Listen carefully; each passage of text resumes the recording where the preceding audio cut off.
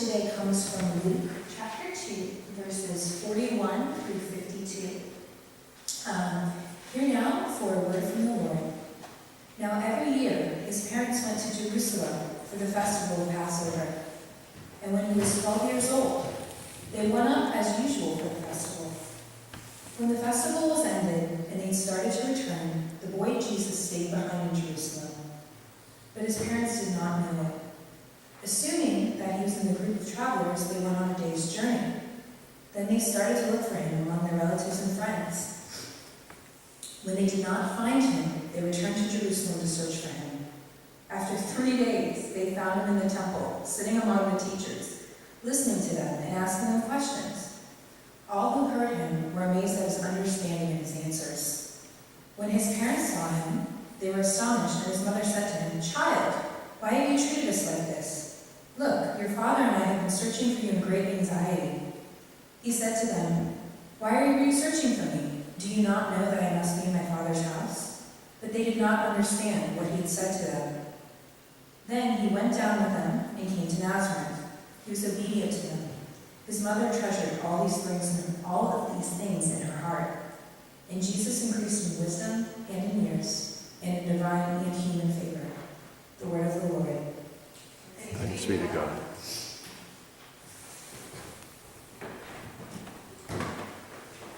Would you pray with me again? May the words of my mouth and the meditations of all our hearts be acceptable in thy sight. O Lord, our strength and our Redeemer. Amen. I love this story. We've just had the 2 chapters of the epic tale of Jesus' birth, and then a chapter of the epic tale of Jesus' beginning ministry is about to come.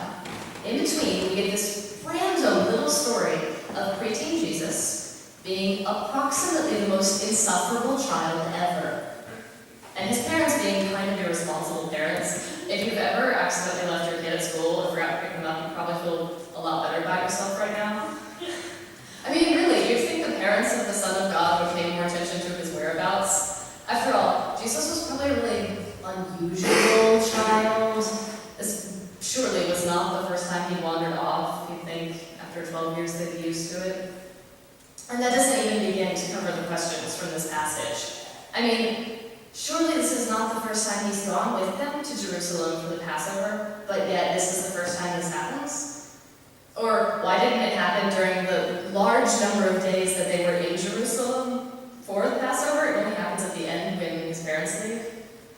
But most of all, what on earth was he actually intending to do? He's 12 years old and he's teaching in the temple. This looks like some sort of ministry false start, 20 years too early. Is it possible that even the Son of God had trouble waiting? We're all too familiar with waiting. After 4 weeks of Advent, 4 weeks of staring at the presents wrapped under the tree, 4 weeks of thinking that there just is not enough time to get all the cooking and the cleaning and shopping done, but also 4 weeks of thinking, Christmas Day cannot get here fast enough, I need a vacation. 4 weeks of hearing news of violence all over the world, day after day, and knowing that something has to change. 4 weeks of desperately clinging to that Advent promise of hope and peace and joy and love. 4 long weeks. And we're the lucky ones, if we think about it. We get to collapse the timeline from Jesus' birth to his ministry to his death and resurrection. We don't have to wait 1,000 years for some glimmer of hope that the covenant is still in effect, that God is still keeping promises, only to wait 30 more years for it to manifest. To wonder for 30 years if there is any truth to the angel's words about this child, or if it was all just a dream. To wonder for 30 years if this would just feel like one more broken promise. Is it possible even the Mother of God had trouble waiting? We're told she watches and listens. She waits and thinks over and over again. When Gabriel comes to her in chapter 1, he says, "Do not be afraid." But we never actually hear that she was. Mary is the only character in Luke's entire nativity story that isn't frozen by fear when the angel appears. The youngest, most vulnerable character in the story is merely curious and confused. She goes to Elizabeth and watches and listens for 3 months, probably seeking advice on her first pregnancy. We hear her song of praise burst forth in a moment where she can't hold in the excitement any longer, but then she goes back to quiet, waiting, watching. Does she ever start to doubt? 30 years is a long time to wait for any sign that this child is as special as the angel said. But then an angelic message is a pretty strange sight. What wins out? Sign or mystery? Does she start to get used to life with Jesus growing up like any normal child? We're told specifically in today's passage that Jesus grows up like any child. Does she start to forget this isn't really Joseph's son? Does Joseph start to forget that Jesus won't be taking over the family business? Does he secretly hope nothing ever comes of the angel's words? Their lives would be so much simpler if things just stayed normal, but yet, you gotta know he wonders who this kid is gonna be. Does even the stepfather of God have trouble waiting?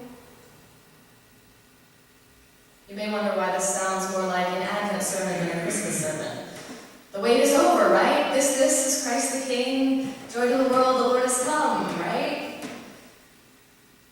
And in some sense, yes, the wait is over. Unto us a child is born, and his name is Jesus, for he will save his people from their sins. That's what Jesus means in Hebrew, by the way. Yeshua means salvation. So by all means, we should celebrate. Because this child means that God is still listening, still acting, still keeping promises. We should celebrate this innocent baby in a manger, this carefree child in the temple, because we only have 12 days of Christmas to celebrate. In a couple of weeks, Jesus' ministry will be in full swing, and all too soon, that tiny baby will be the scapegoat on the cross, and we will be left wondering just what kind of king and what kind of promise we were really celebrating. But today, Jesus reminds us, on the verge of adulthood, testing the waters of his future role, defying our expectations. Jesus reminds us that even the Christmas story isn't as cut and dry as we tend to think it is. It's familiar. So we assume we understand it, but can we really fully understand the story that starts with angels and visions, plays out in a manger and a cave full of shepherds, and ends in a house full of Zoroastrian priests? This story is bizarre, long before you ever get to the Son of God part. And really, this would be one boring God if that part simplified things. Christmas brings us the Word become flesh. God walking among us as one of us, bringing us into the story of God. When we talk about this every year, it's easy to think that the story is over and done, and we know what's going to happen. Just like Mary and Joseph in the temple. When you raise a child every day for 12 years, it's easy to think you can guess what's going to happen. So they look for Jesus in all the wrong places, just like we do. It's an easy mistake to make, because, frankly, God rarely does quite what we expect. That's both kind of terrifying and kind of reassuring. And that is the good news. We believe in a living, breathing, acting God long before the incarnation ever comes into play. And that means that with our limited perspective, our expectations are going to be faulty. Often. Because as strange as it is to look at a little newborn child and think, this child can never be fully described or understood, makes sense.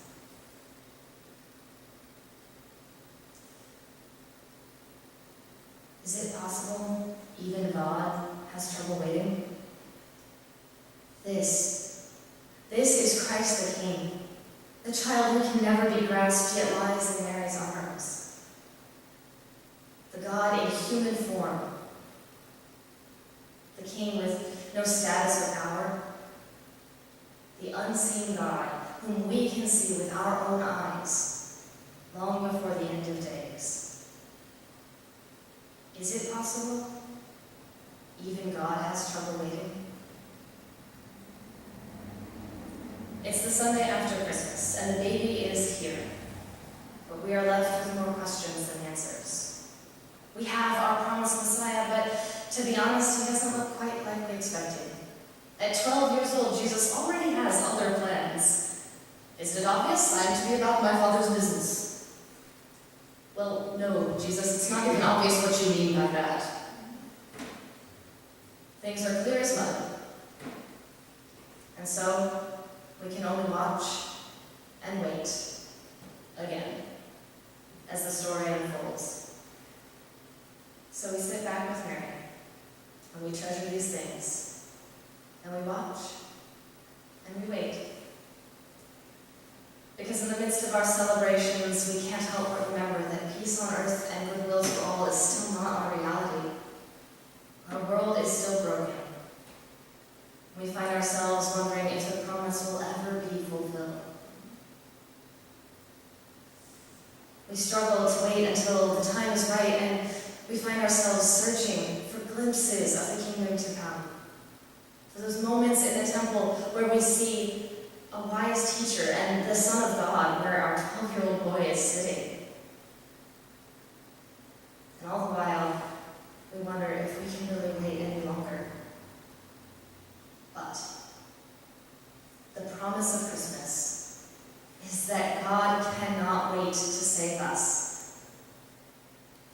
It may only be a glimpse of the kingdom to come, but unto us, right here, right now, a child is born. Unto us a son is given.